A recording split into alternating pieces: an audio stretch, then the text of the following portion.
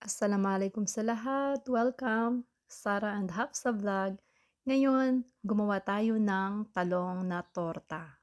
Para siyang kabab dito sa kanila. Mas pinasarap na torta, mas pinasarap na kabab. Anong gagawin natin?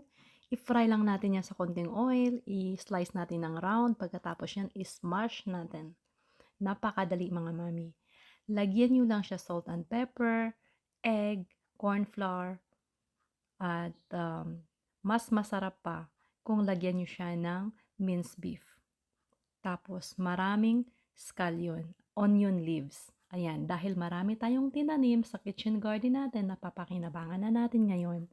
So ayan, hindi mararamdaman ng mga anak nyo na may talong, lalong ayaw sa mga veggies.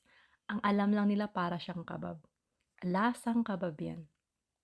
I-try nyo dahil napakaganda rin siya sa iftari natin.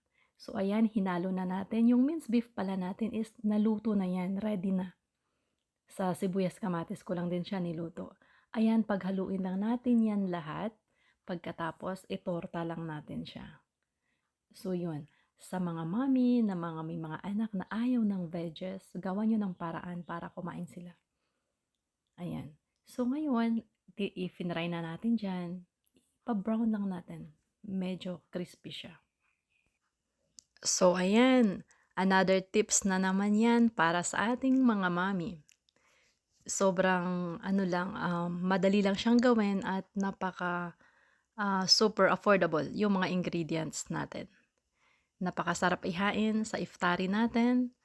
Masarap pang ulam. Ayan. Assalamualaikum. Salamat sa panonood ulit. Allah Hafiz.